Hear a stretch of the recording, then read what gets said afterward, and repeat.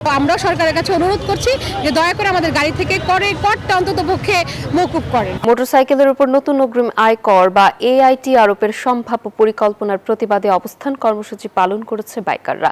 রবিবার সকালে রাজধানীর আগারগাঁওয়ে এনবিআর ভবনের সামনে বিক্ষোভ করেন শত শত মোটরসাইকেল চালক। Spanish digital print tiles, ATI tiles, এক টাইলসে জীবন ট্যাক্স দিচ্ছে, রোড ট্যাক্সটা দিচ্ছে, তাহলে এই যে করটা আরোপ করতেছে এটা সম্পূর্ণ অযৌক্তিক।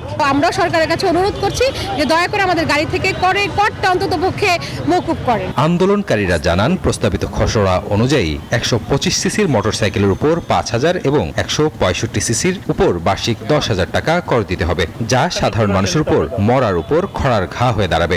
Spanish digital print tiles, ATI tiles, এক টাইলসে জীবন পার। আমাদের উপর বোঝাটা চাপাবেন না, এটা নাই করে দিতে হবে, এটা বাতিল করতে হবে। আমরা সরকারের এই বেঁধে দেওয়া এই কাজের উপর বেঁধে দেওয়া ট্যাক্স আমরা দিব না এবং আমরা বাইক চালাবো এবং আমাদের জীবন যাপন গতিশীল করবো। স্প্যানিশ ডিজিটাল পরিকল্পনা বাতিল না হলে এটিআই আরো বড় টাইলস, এক আন্দোলনের টাইলসে হুঁশিয়ারিও দেন। জীবন পার।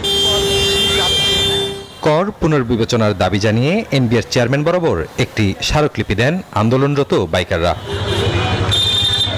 রাজু মাহমুদ, নিউজ 24, ঢাকা।